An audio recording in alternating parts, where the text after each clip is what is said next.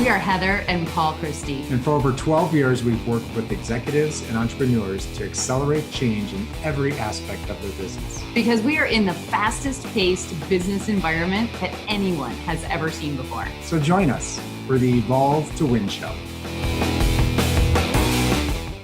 Hi, and welcome to another Evolve to Win show with Heather and Paul. And our guest today is Jessica Pettitt. Welcome, Jess. Hey, Jess. Hi. So for those of you who have ever struggled with feeling like maybe you're not good enough, what if being good enough was good enough?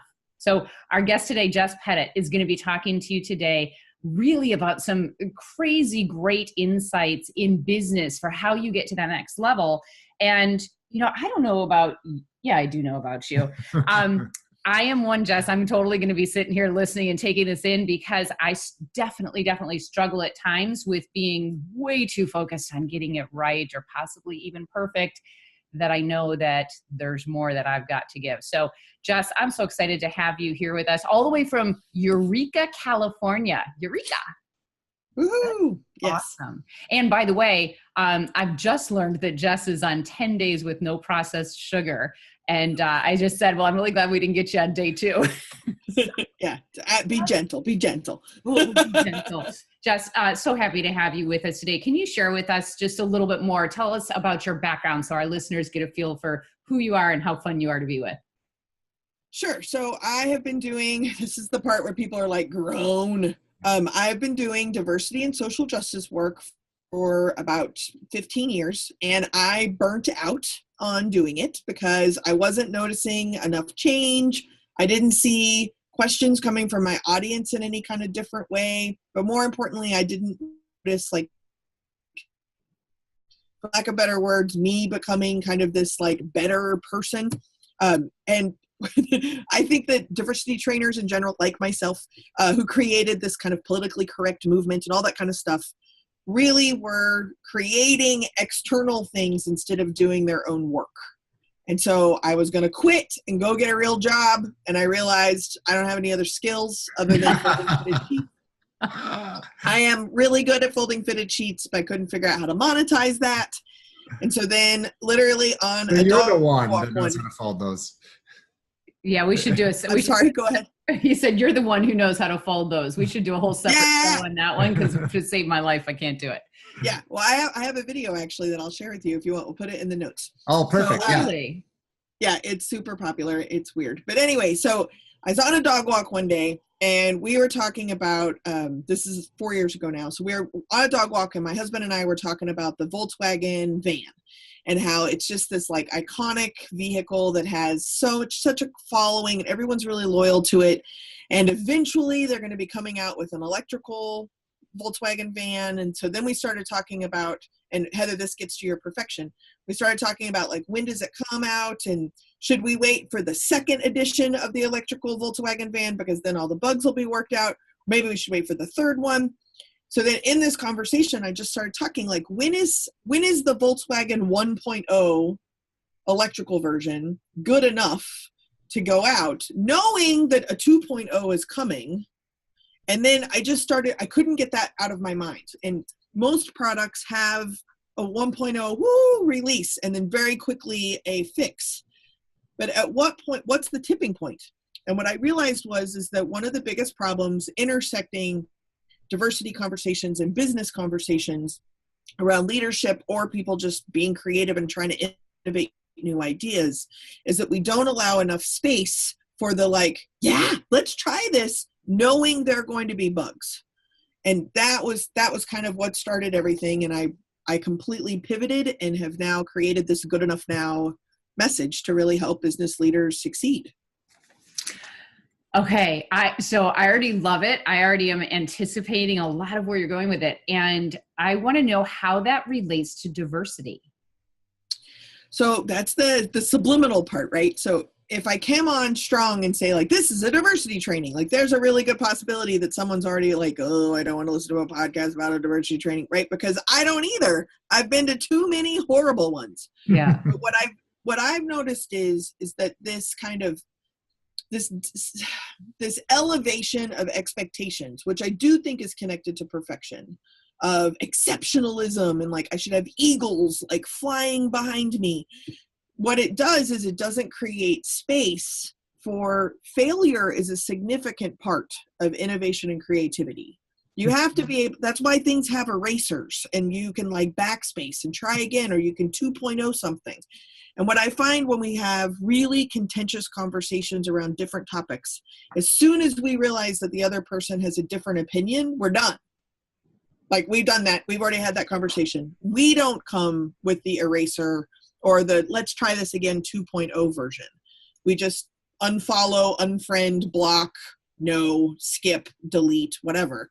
And so I see that connection, and I think that we need to be a more compassionate, but we need to be able to provide space and grace for our own mistakes, because our trying is actually good enough often.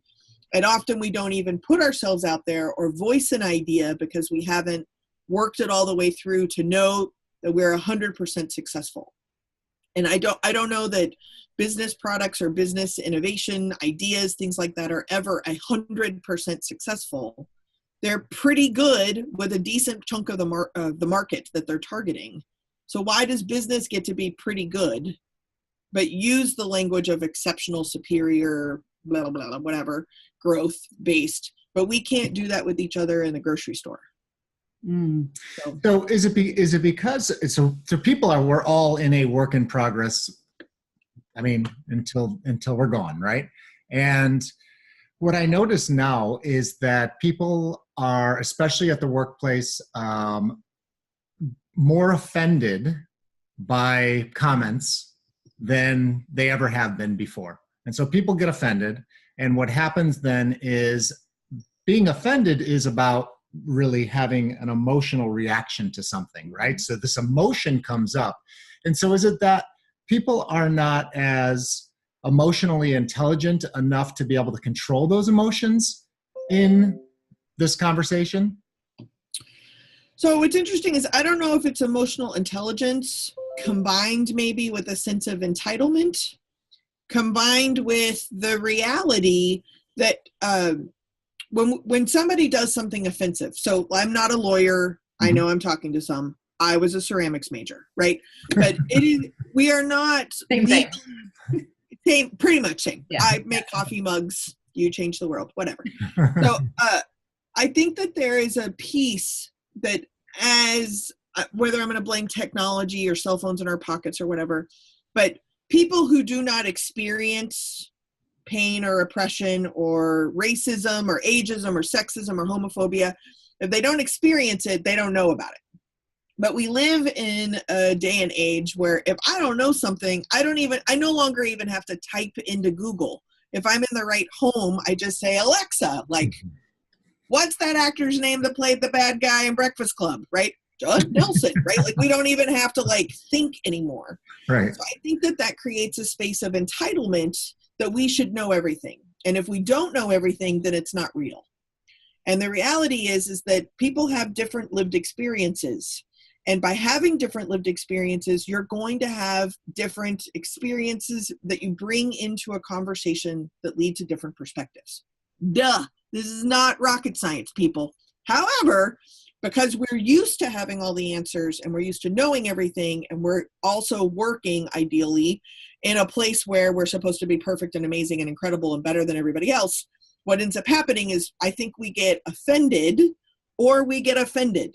And I'm using air quotes on one and not on the other, because I think the idea of freedom of speech, and I actually support the First Amendment, even though I'm a super liberal, I actually support the Constitution and think it's a pretty good thing.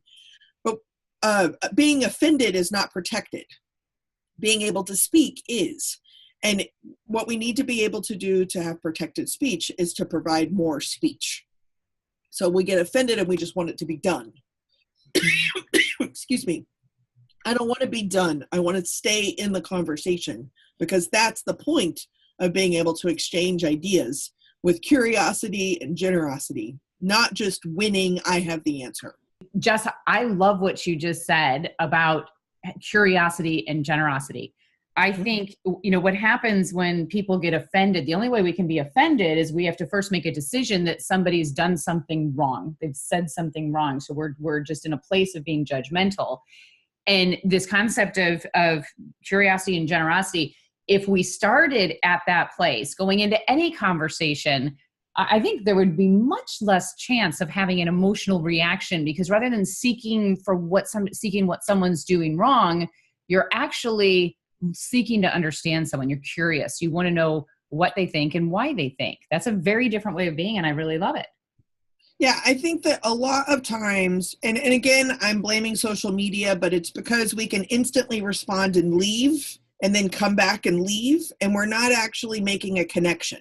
I think there's a distinctive difference between a conversation, or chat, a conversation, and a connection, right? And in order to really make a better connection with someone, I have to start off with, this person is going to teach me something. Mm-hmm. I'm here to receive the connection, right? Not just you with all my information because I'm right. I am often right. But if somebody else can teach me something, I could become righter. I might change my mind. I might actually have another angle that even proves my own point. Mm-hmm. But I'm not going to get there if I'm just bombasting somebody and I'm not actually connecting with them. What I think is really important about curiosity and generosity is that it's almost a posture, like an energetic posture of how you enter that connection. Uh-huh. So when I work with CEOs or, fancy leader people who are managing 1 million people and have $1 billion budgets, very important. They haven't connected with anybody in such a long time that wasn't over some business deal. They're really lonely. They're burnt out, and they have no actual connections. They have a lot of responsibility and a lot of stress, but connections, I think, are kind of the antidote to that. Mm. And so the idea that someone under that much pressure could pause, listen to anybody else, pick somebody, a kid could teach you something, right? And if we can do that, if we can practice that curiosity and generosity, it's a shift in us. Versus kind of the old school diversity training of that we should never, ever, ever, ever, ever make judgments and assumptions. We make judgments and assumptions so that we feel safe and prepared for this conversation.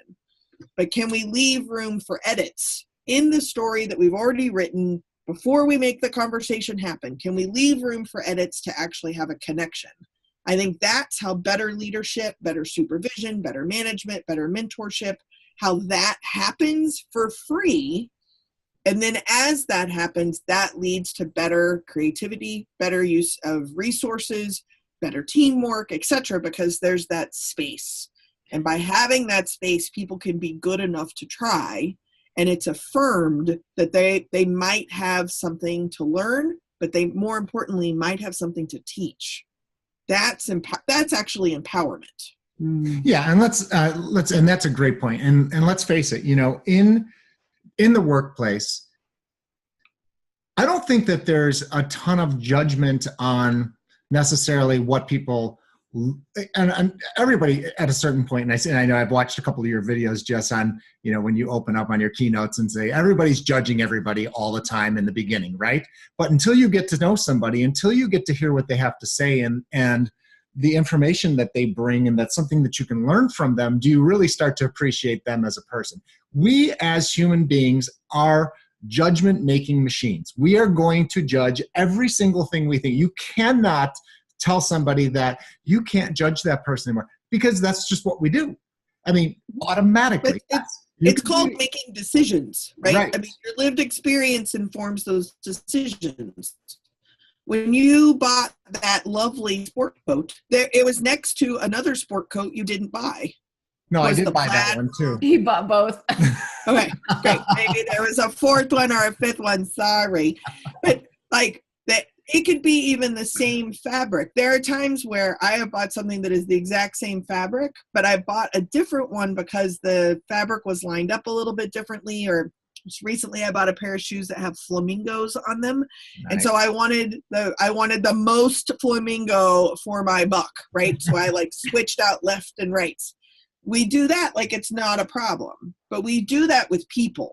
We do that with resources. We do that with our relationships. And whether it's online or in person, it has an impact, and we're responsible for that.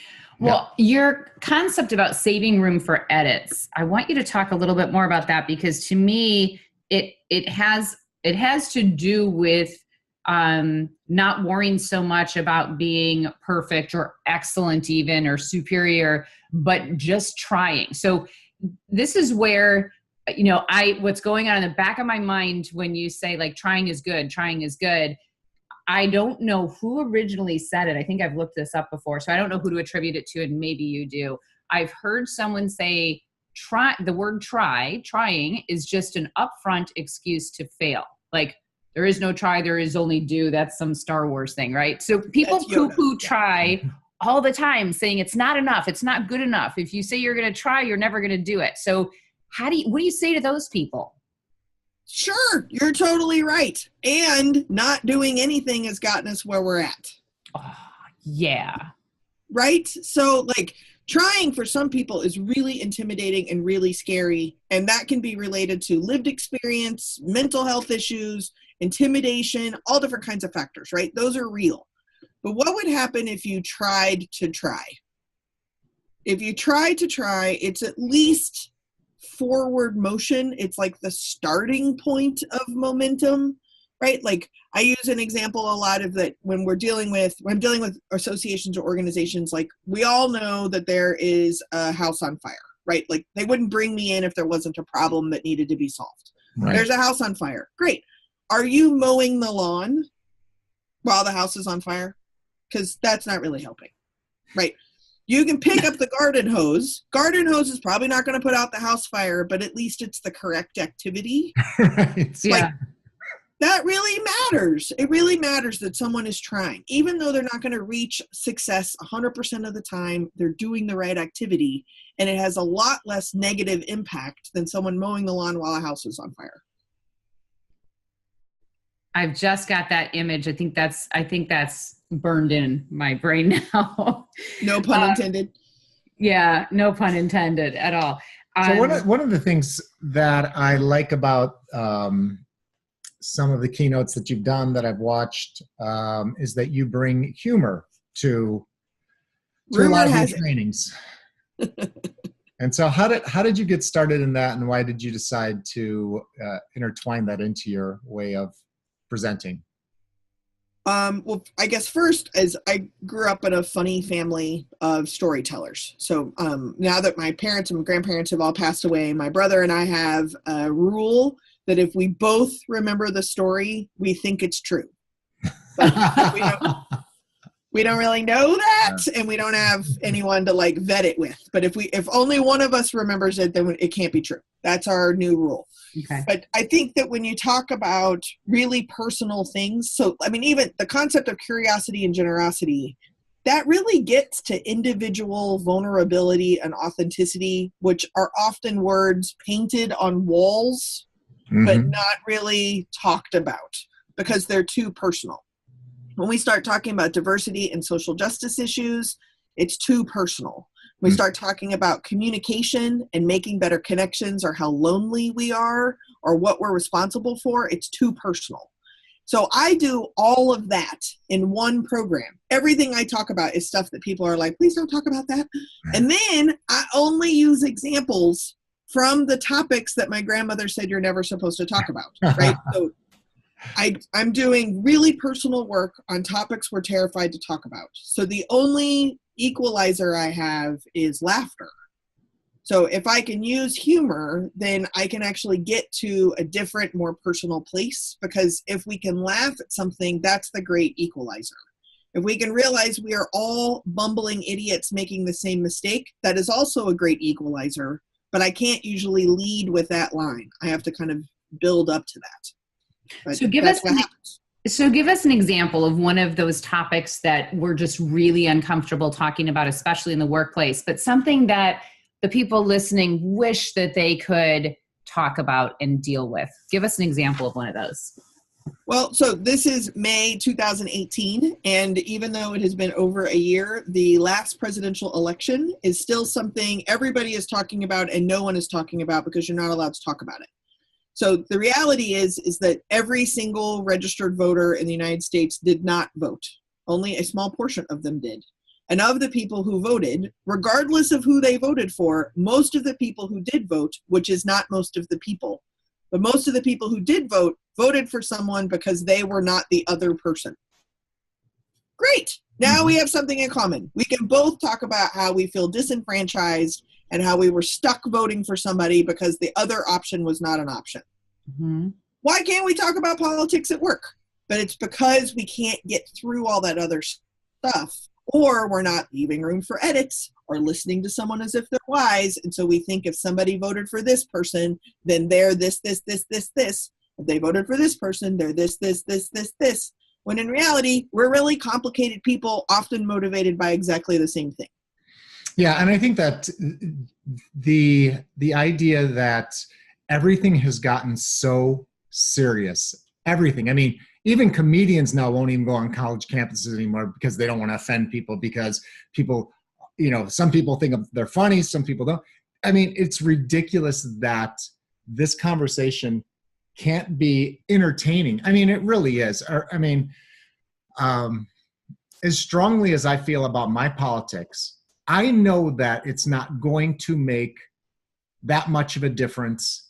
I mean, unless I get totally involved and really want to make a difference. If all I want to do is talk about it to somebody, then and influence and try and sell somebody on my opinions on why I think something is right or wrong, that's great.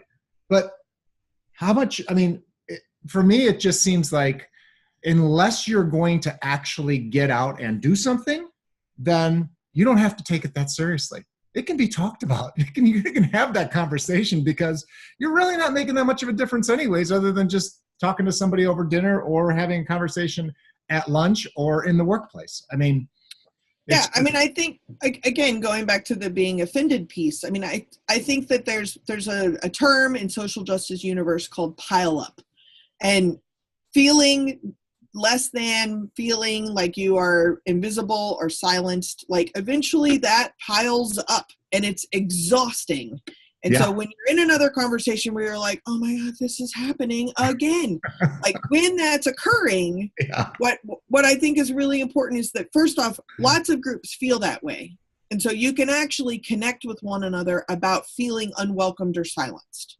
So whether I'm talking about trans women in the workplace, or I'm talking about evangelical Christian libertarians, they both can feel silenced, but rarely do they come together and say like, oh, wow, okay, like we are both feeling the same pain, unless you're Caitlyn Jenner, and then you're kind of both of them, right? So but we don't provide a lot of space for both of those complications to be in the same person, let alone these things that seem to be diabolical opposites actually having something in common.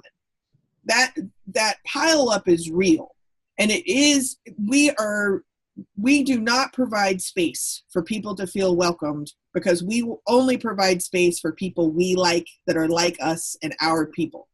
And that is becoming more and more and more of a problem, I think. But I disagree with you. I do not think that we are actually any more negative or any more controversial or any more polarized than we've ever been before. We're being told that we are, but in my opinion, it's because people are making money off of us being so polarized. If I say that I watch Fox News, now my Facebook heard me say that, and my ads are going to change because I said I have an allegiance to a cable channel, right? Like things, we're making money in marketing towards very specific demographics. And the reality is that looks polarizing. But what it's really doing is making us comfortable, because we are reinforcing this echo chamber that we just live in, which is why when I Google something, show up because you never did buy those pins you were looking at the other day. Sometimes that's really helpful. Sometimes it's super creepy, right? Can we intentionally make connections with people who are radically different than us? That is the only solution, is to intentionally do that. I think we are on the cusp of this thing exploding. I do not think that people are as divided as everybody, like you said, what we're being sold through the media. I think I walk around and when I have the opportunity to look at people, I think what's happening for me is that I'm seeing the diversity, the whole diversity thing out there, and it's so in your face now with so many different people that have taken on this topic, that what's happening now is it's really wanting me, at least personally, it was wanting me to interact more with somebody that I haven't ever interacted with before. So it's opening up, and I think what's happening is it's this force that looks like it's appearing to tear us apart is, I think, eventually going to just like it's actually going to bring us together in the end. In theory, I believe that is true, right? But I also have to remain optimistic or I would never be able to sleep. But even if we move this into like professional speaker world, right? So I created a mastermind 4 years ago. We travel around to different National Speaker Association chapters, and we do our program on like how to form a mastermind, how to meet, how to make them really good, how to quit the bad ones you're in. Mm-hmm. And the question I always get asked when I put it together was, Jessica, you said that when you were picking the people to call, that you were looking for people who scared you. Why would you call people who scared you? And I was like, you're not ready to be in a mastermind group. Like, the whole point of a mastermind group is to be utterly terrified and supportive of one another, because they helped me grow my business. Mm-hmm. If I create a mastermind with my closest friends, that's called brunch. Like, right. The whole point is to challenge yourself. Be responsible for the challenges you present for yourself. And it's fascinating to me that people want to grow and they want to change and they want to be challenged, but only in a comfortable way. That's not how that works. Yeah, you think about how growth happens. Growth happens when we become aware of our blind spots, right? When we, if you knew what to change, maybe you'd just change it. But a lot of times it's not until you get in front of a group of people who are so diverse and they think in different ways that they challenge you to see things you never would have seen before. So yeah, I'm with you on that. Yeah, one of the members of the mastermind, Tom Singer, he always describes the four of us as we would never drive the same car. Chances are we would not even eat in the same restaurant. And we have become family and our businesses are better for it. Awesome. Yeah. Anyway, I cut you off. I wonder how many people listening actually have a mastermind group that is as unique and diverse as you've just described, where the members of your group were not automatically part of your inner circle of friends doing the same kinds of things as you are. I would imagine most aren't, because they're like, well, I have to spend all this extra time. What are they annoying? I don't like that. If I'm going to do all this, I'm going to do it only with people I want to hang out with. Well, good luck with your growth patterns then. Yeah. Well, ultimately, it's about, is somebody bringing you value, and are you bringing value to somebody else? That's what creates a relationship. At least a valuable relationship, as far as I'm concerned, is that I'm not going to spend time with somebody who doesn't stimulate me on whether, and it could be opposite of what I think, but at least it's a stimulating conversation to have a debate on something, but also to bring value to somebody, whether it's just words in your education or your knowledge in a particular area, or actually doing something for somebody. It's all about valuing the other person. And I think it's gotten to a point where people aren't even valuing other people. And a lot of it is because there's just things that are being said that are either just repeated by somebody else, or they are offensive to somebody in a real offensive way. But I think a relationship truly is all about what value are you providing to somebody. Mm-hmm. I mean, when I first met Heather, we belonged to a Facebook group together, and we joined up for an hour-long conversation once a month just to meet other people.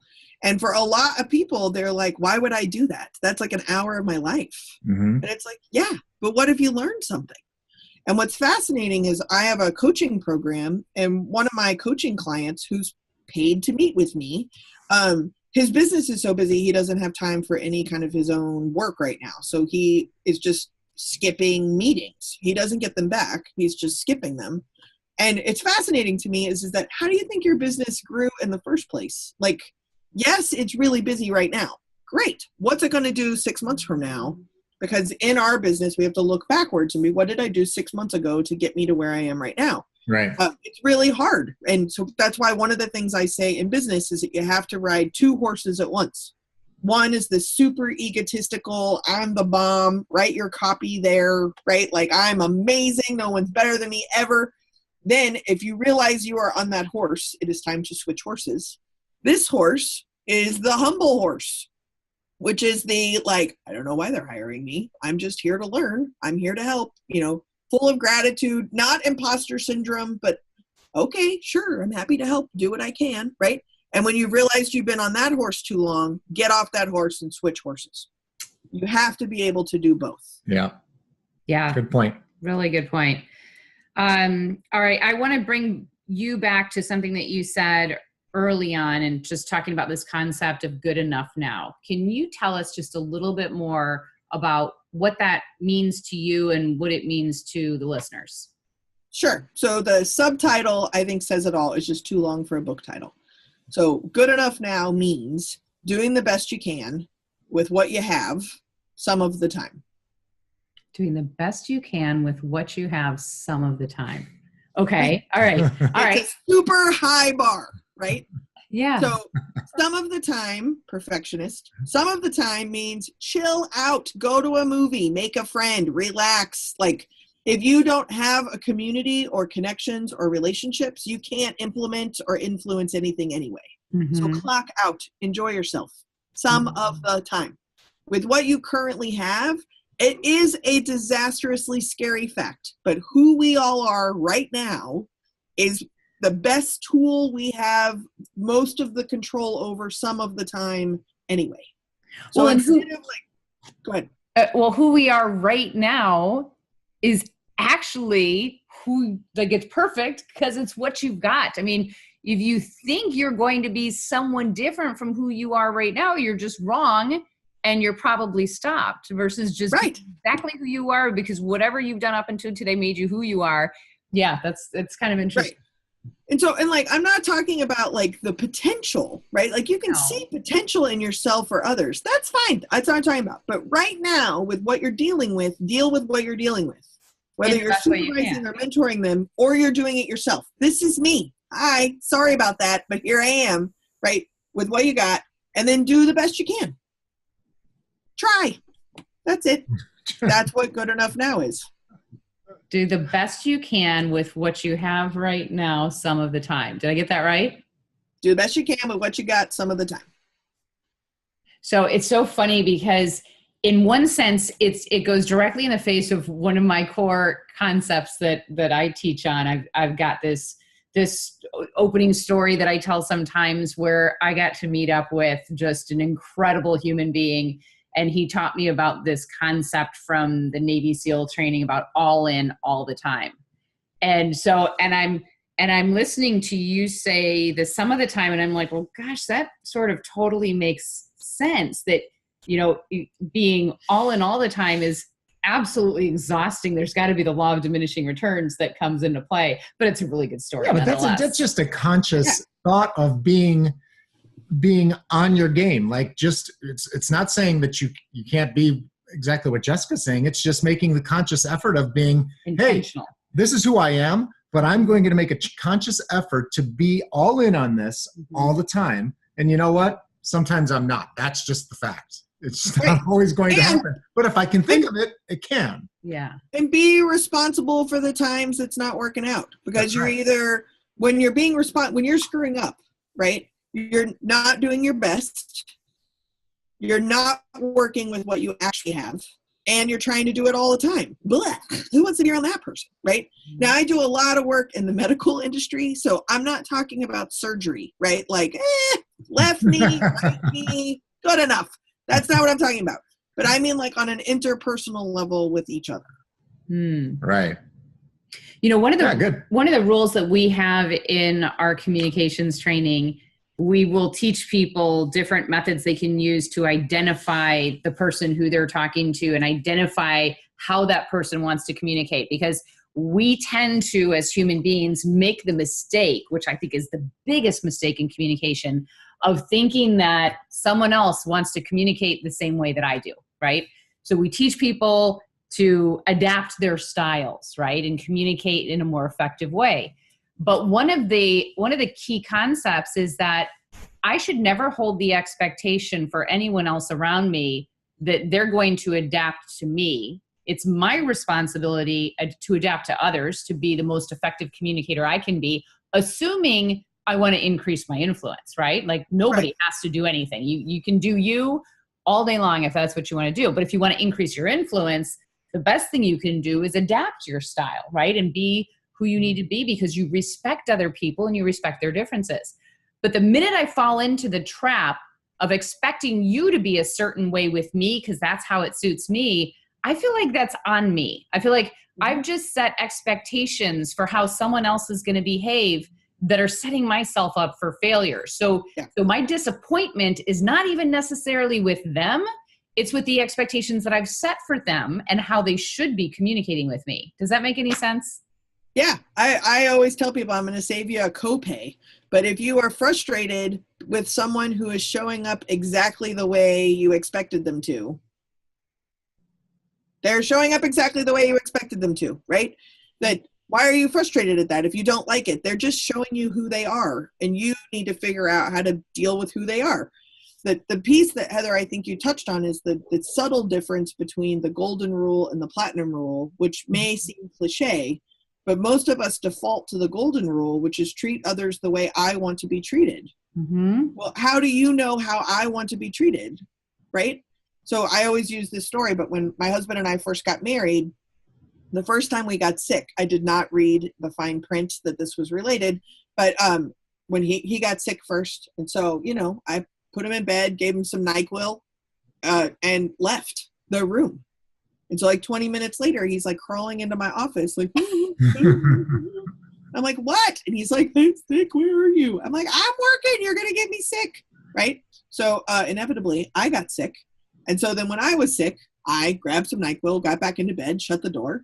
And 20 minutes in, he came in, he like woke me up. Like, are you okay? Like, no, I'm sick, leave me alone, right? The platinum rule is that you treat the others the way they want to be treated. And in the Cannon household, it involves like songs and washcloths and things like this every 20 minutes.